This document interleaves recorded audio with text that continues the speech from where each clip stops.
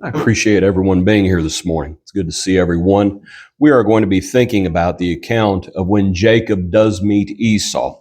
They're from Genesis chapters 32 and chapters 33. If your Bible is not already turned there, I appreciate you being here very much this Lord's Day. So, there where Bruce read to us a moment ago, you have Jacob wrestling with God. That is an odd account because all you have to do is ask the question, well, surely God could just squish him like a little bug. And it's like, yeah, he could have squashed him like a little bug, so why doesn't he? And I would suggest it was a test. It was a test for Jacob to see how much he really wanted the blessing. That's what it was. So all of that, though, comes at a point in chapter 32. See, Jacob had been with Laban, right? Jacob had fled from his brother Esau. And we know how long it had been because if you look back in chapter 31 at verse 38, when Jacob runs from Laban and Laban confronts him, Jacob says in verse 38 of chapter 31, "These 28 years I have been with you." Okay, so it has been 20 years since Jacob fled from the presence of his twin brother Esau. So now in chapter 32, as he's coming back, and word comes to Esau that Jacob's coming back, and guess what Esau does? Esau is going to come meet him. And when Esau comes to meet him, it is told to Jacob because Esau is coming with 400 men.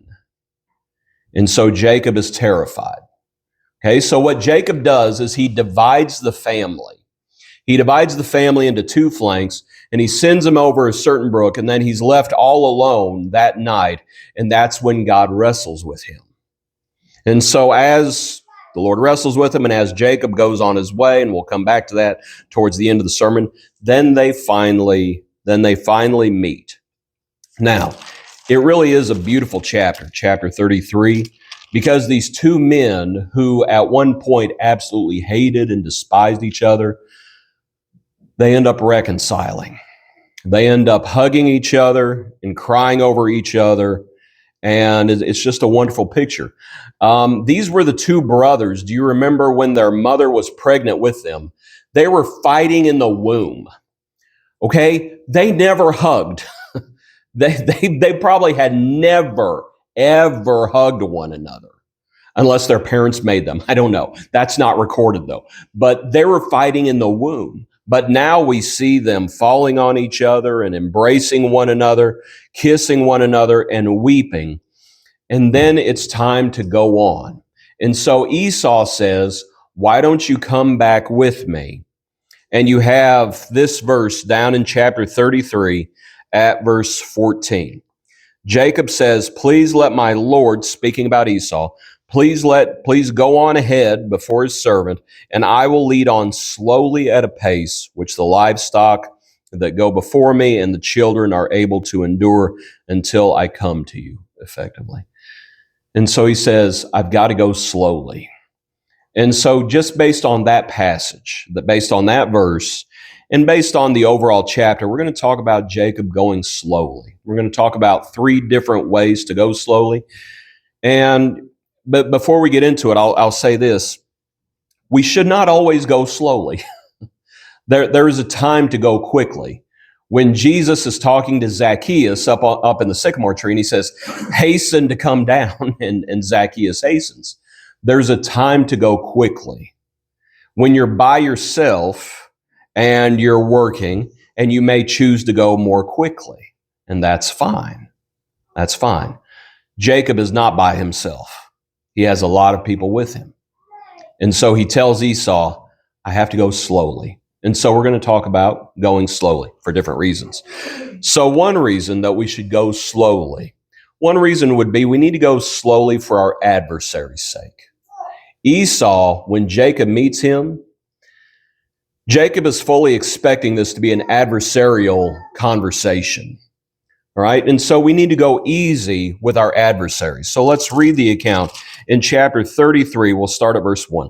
Now Jacob lifted his eyes and looked, and there Esau was coming, and with him were 400 men. So he divided the children among Leah, Rachel, and the two maidservants. And he put the maidservants and their children in front, Leah and her children behind, and Rachel and Joseph last. You kind of get the picture. Do you know who the favorites were?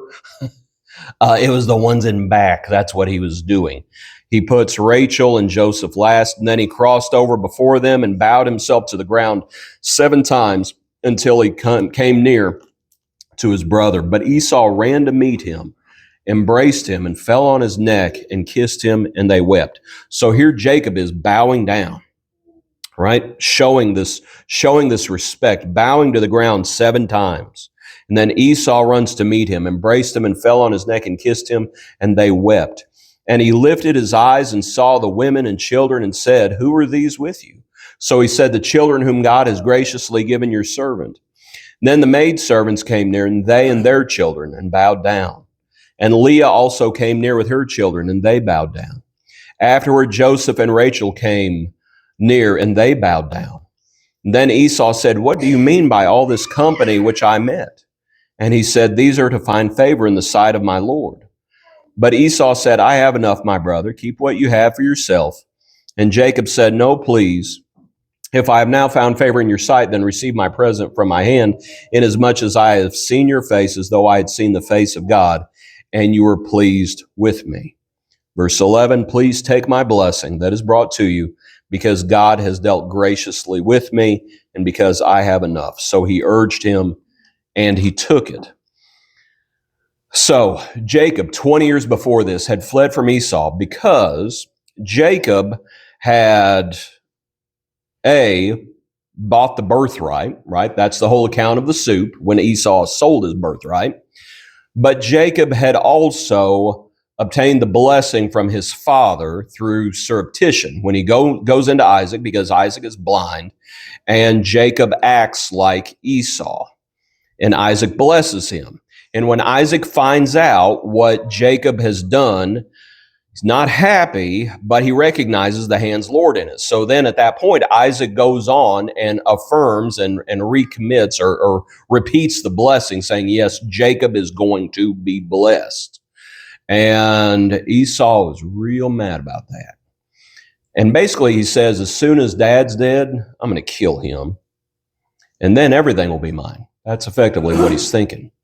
And so what ends up happening is Isaac and Rebekah, parents, they end up saying, you need to go. You need to get out of here. And so go to Laban. Go to Laban. And so Jacob goes to Laban. We spoke about this in our daily video series, if you follow along with those, and made a point that I had never thought about before. Jacob did something that his father Isaac had not done. Do you remember when a bride was sought for Isaac?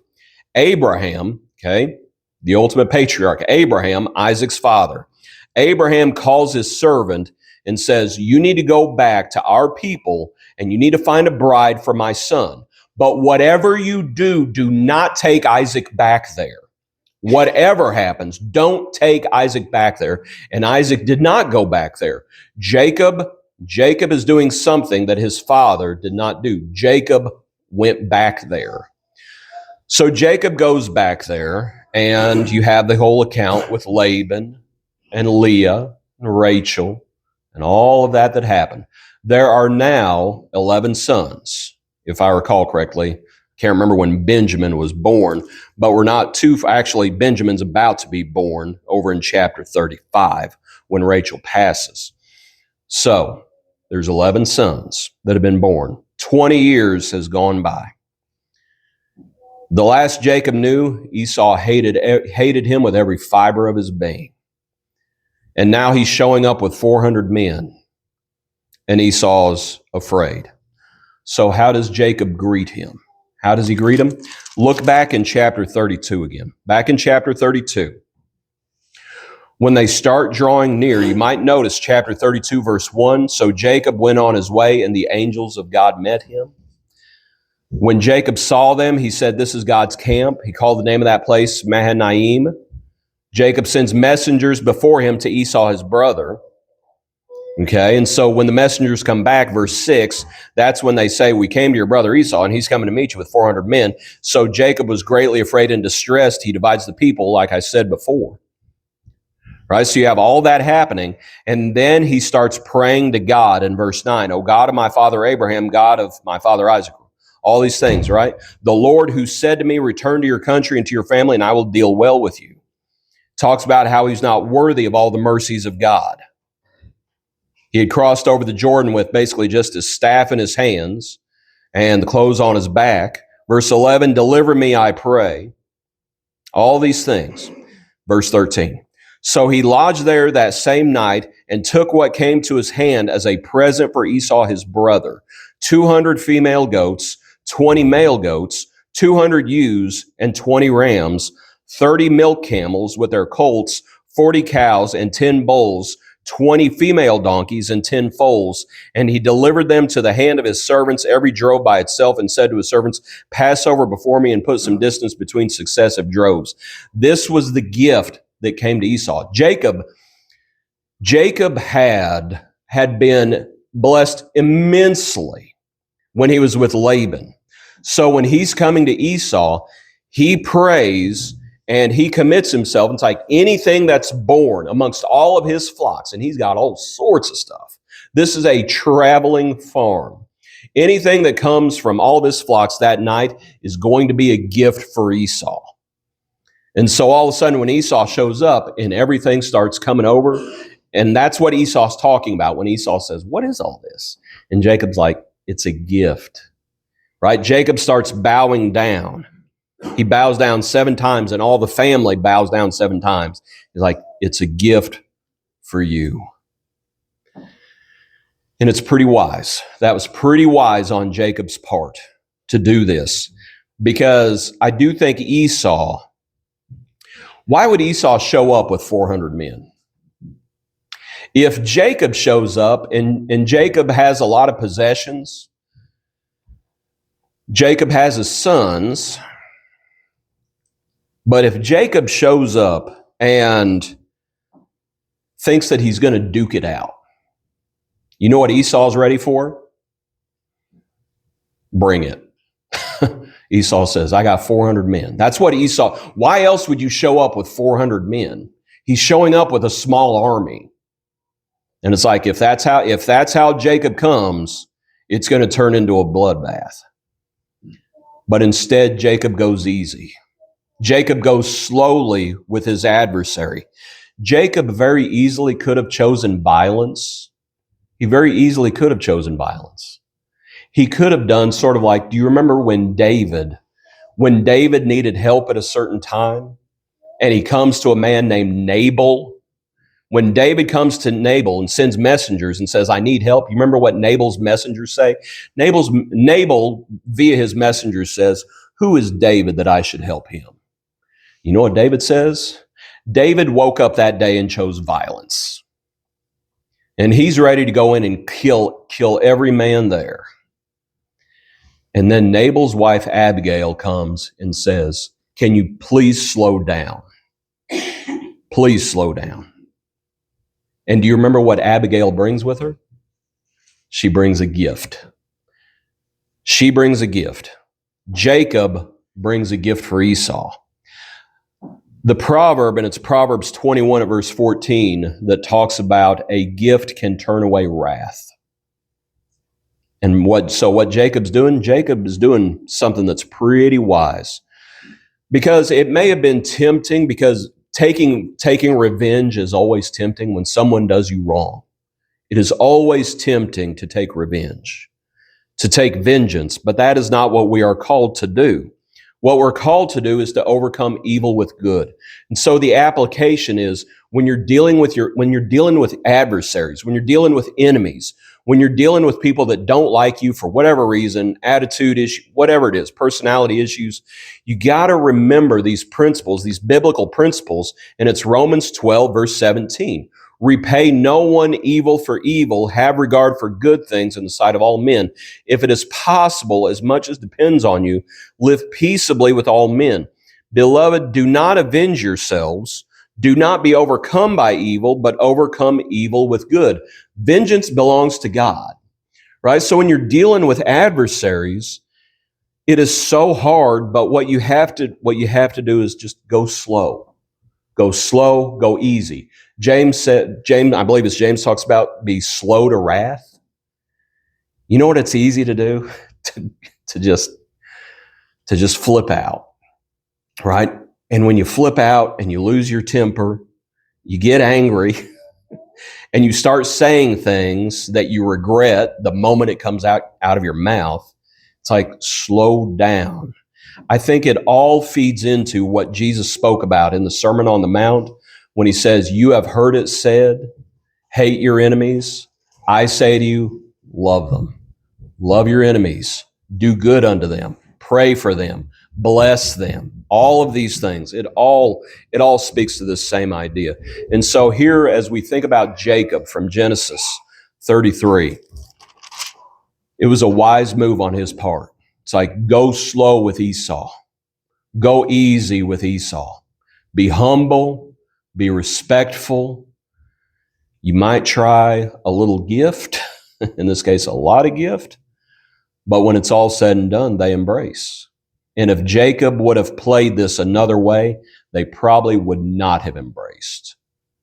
They probably would not have wept together and reconciled. So go easy with adversaries, but also go easy for the sake of those that are with you. That passage we touched on a minute ago. And so Esau takes the gift.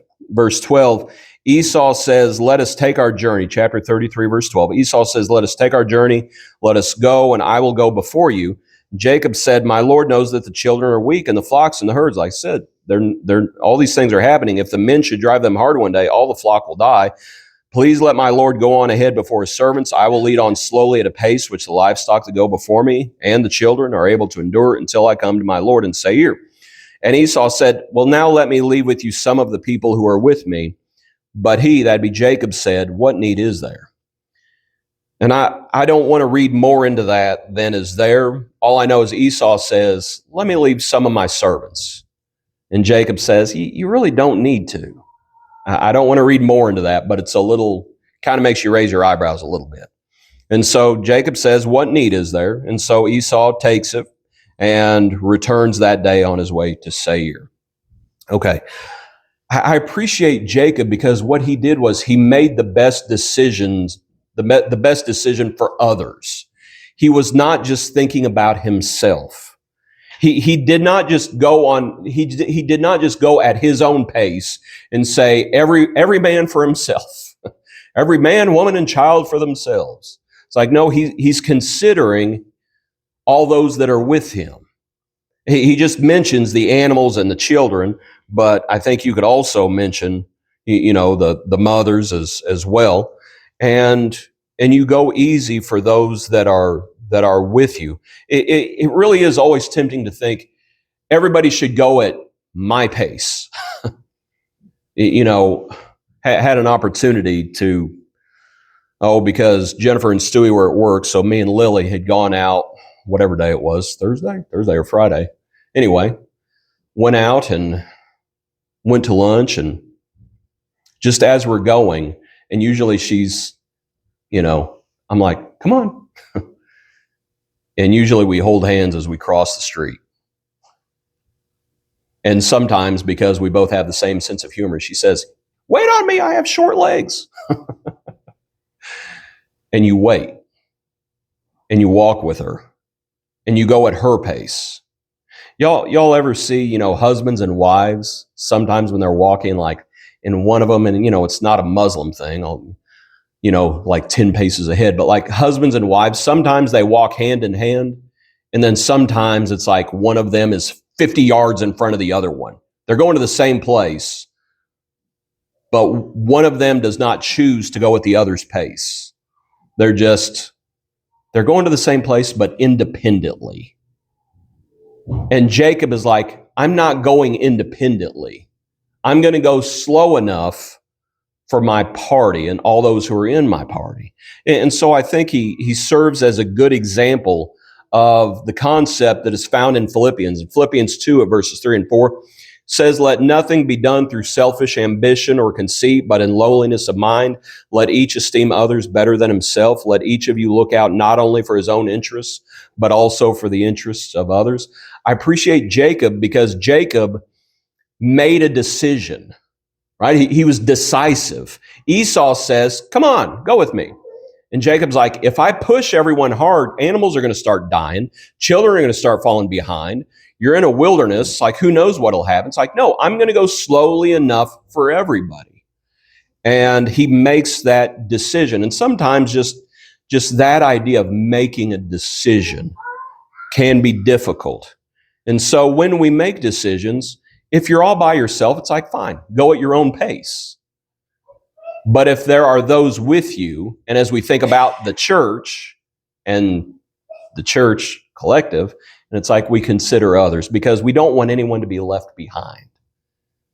Ultimately is what it comes down to. We don't want anyone to be left behind. We don't want anyone to be hurt, right? Jacob's thinking about safety and things along those lines. And so I appreciate Jacob because he makes a decision. He says, I'm going to do what's best for them.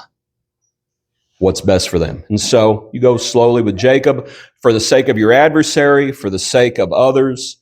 And finally, I would suggest you go easy for your own sake as well. So you might go back to the scripture reading and you might remember what Jacob is doing at this point because he wrestles with God and God says, let me go, the day breaks. And what's Jacob say?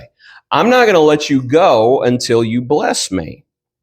That's verse 26 of chapter 32. So he said to him, what is your name? And he said, Jacob. Verse 28, he said, your name shall no longer be called Jacob, but Israel. For you have struggled with God and with men and have prevailed. Then Jacob asked, saying, well, tell me your name. This is one of those places that is referenced later on concerning Moses. When Moses is told to go to Pharaoh, or go back to Pharaoh, however you want to put it, and Moses says, well, when I go back and talk to the children of Israel and they ask your name, what should I tell them? And God says, you tell them the I am has sent you, and it's Jehovah. And the Lord makes the point, I was not known that way to Abraham, Isaac, and Jacob, but he was known that way to Moses, right? God is revealing more of himself. People, frankly, God's people are getting to know more and more God. But here with Jacob, God says to Jacob, no longer am I going to call you Jacob. Now your name is Israel. You have struggled with God and prevailed. And Jacob does the natural thing and says, oh, you're giving me a new name? Well, what's your name? And God says, what are you asking about my name for? Okay. Why is it that you ask about my name? Verse 29, and he blessed him there. Jacob said, I will not let you go unless you bless me. And so Jacob called the name of that place Peniel, for I have seen God face to face, and my life is preserved. And he crossed over, the sun rose on him, and what did he go doing? He limped. He was limping. The Lord had put his hip out of socket. And so now Jacob is going and he's limping. Before this, he's afraid to fight. Now he's in no condition to fight. Jacob is an old man at this point. It's kind of hard to pin down exactly how old he is, but Joseph has already been born. Later on, when it talks about Joseph, and it talks about how Jacob loved Joseph because he was the son of his old age. So Jacob's already old, and now he's crippled.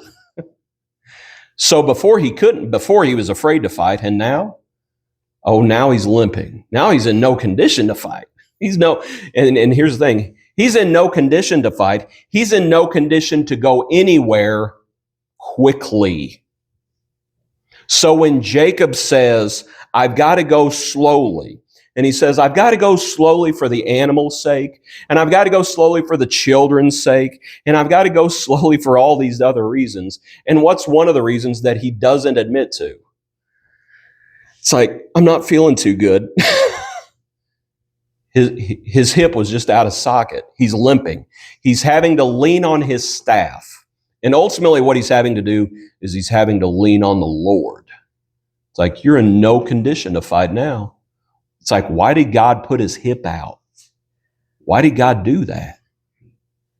Well, I got another question for you. Because there was someone in the New Testament, and I always connect these two dots every time I talk about this. In the New Testament, Paul had a certain affliction, and he prayed to God, and God had the power to remove that thorn in the flesh, but what does God do? It's like, nope, my grace is sufficient for you, for in weakness there is strength. That's what Paul had to learn. In weakness there is strength. You have to learn to lean on the Lord. And Jacob / Israel learned to lean on the Lord.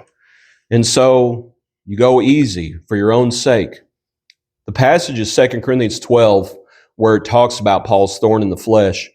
The Lord said to Paul, my grace is sufficient for you, for my strength is made perfect in weakness. Paul says, therefore, most gladly, I will rather boast in my infirmities, that the power of Christ may rest upon me. Therefore, I take pleasure in infirmities and reproaches and needs and persecutions and distresses for Christ's sake. For when I am weak, then I am strong. And Jacob / Israel went on his way limping. So why did Jacob not just tell Esau, it's like, yeah, I'm not feeling all that great. I don't know. But I will say this, that many men have trouble showing weakness. A lot of people have trouble showing weakness. Some people have no trouble at all showing weakness, and they'll tell you if they have a hangnail. That's how some people are. Some people are almost dying before they say anything. So why does Jacob not just say, my hip was just out of socket last night, and you didn't ask me why I was limping, but this is why. He's limping. And so you go slowly. You go slowly for your adversary's sake. You go slowly for those that are with you. And frankly, there are times where you got to go slowly for your own sake, because you're not a spring chicken anymore. And you may think you can run, you may think you can run as fast as a gazelle, but sometimes it's like the legs just fail you. Jesus comes to the disciples. The spirit is willing, but the flesh is weak. The Garden of Gethsemane. There they were asleep. Go easy for your own sake. Again, there's times where you're not supposed to go easy. There's times where you need to have some haste, where you need to hasten and you need to go more quickly and things along those lines. But there's other times, especially with our other points, when you're dealing with adversaries, when you're dealing with those who are in your company, but then sometimes just for yourself. Sometimes it's like even Jesus sat down on Jacob's well. There's a time to rest. Now, granted, he immediately got back to work when the woman at the well came to him, but he sat down on Jacob's well because he was wearied from his journey. So Jacob is going to go on. He journeys to Succoth, verse 17. He built himself a house, made booths for his livestock. Therefore, the name of the place is called Succoth. Then Jacob came safely. Time goes by, and he comes to the city of Shechem, which is in the land of Canaan, when he came from Padan Aram, and he pitched his tent before the city. And he bought the parcel of land where he had pitched his tent from the children of Hamor, Shechem's father, for 100 pieces of money. And then he erected an altar there and called it El Elohi Israel. And if you have a reference in your Bible, it might tell you what that literally means. What it literally means is the God of Israel. Do you remember when Jacob fled from Esau? And all he had was the shirt on his back and a staff in his hands. And that's when he sees the vision of the angels and the ladder that comes down from heaven. And God, the top of the ladder, and the angels descending and ascending. And Jacob says, this is the house of God, and I didn't know it. And he called the name of the place Bethel. And he says, if you will bring me back safely, you will be my God. And you know what God did? 20 years later, he brought him back safely. And so Jacob, Israel, I should say, he erected the altar there and he called it the God of Israel. And so he went slowly. He had asked that night before when he wrestled with God. God says, let me go, the day breaks, and he said, I will not let you go unless you bless me. If you could ask God for anything, as we offer the invitation, think about the invitation. If you could ask for anything from the Lord, what would you ask him for? If you could ask for anything. As we offer the invitation, what would you ask for? I mean, just search your mind and your heart. Would you ask for money? I'll tell you the problem with money. There's multiple problems with money. One is inflation. You know what inflation does with money? It makes it worthless. In time, it makes it worthless. But another problem with money is that people can steal it. That's another problem with money. A third problem with money is that you can't take it with you. A fourth problem with money, it's like, okay, you can't take it with you, and maybe someone doesn't steal it, but you spend it. And anytime you spend money, eventually the money is spent. It's a finite thing. So eventually the money is spent, and then what are you left with? It's like, oh, I would ask the Lord for $1 million. Okay, what are you going to do when the million's gone? Then what are you left with? So is asking for money, would that really be, is that what you'd ask for? Okay, what if you asked for health? What if you asked for health? I think most people would like to be healthy. I would like to be healthy. But eventually, what are you going to do? It's like, okay, maybe, okay, you're healed. Lazarus came back from the dead. Okay? Lazarus died because he was sick. Lazarus came back from the dead. You know what Lazarus did again so many years later? He died. Okay, so maybe it's like, well, I would ask for health. Do you think you're going to live forever? So then, just like money, that means health is only temporary. Okay, so that probably wouldn't be a wise thing to ask for, really. Okay, so then what do you start asking for? If I'm not going to ask for wealth and I'm not going to ask for health, what should I ask for? Well, what did Jacob ask for? I want the blessing. It's like, I want God's favor. Ultimately, when we think about that question, it's like, what would you ask for?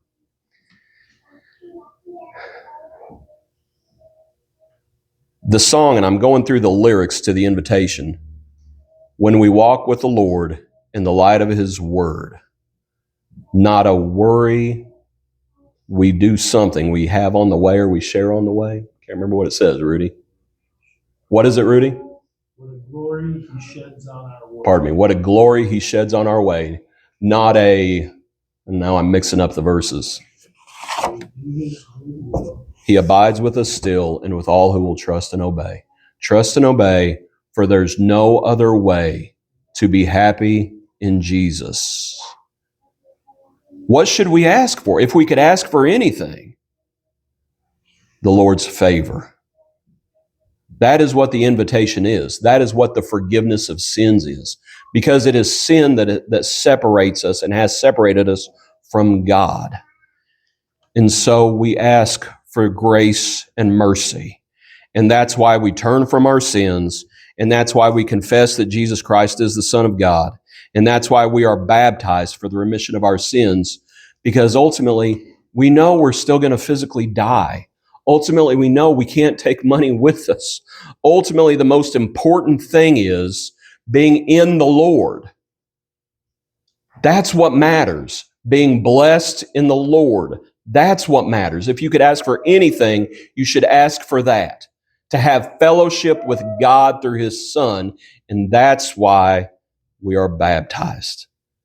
to have fellowship with the Father through the Son. So if you're here this morning, if you're not a Christian, be baptized into Christ. A plea for a good conscience, Peter's epistle says. Call on the name of the Lord. That's ultimately what matters the most. Everything else, health, wealth, those are temporary issues. What we deal with, what we should deal with, and what confronts us are eternal issues. And those are the answers that we must make. So if you're here this morning and need to respond to the invitation, please come while we stand and while we sing today.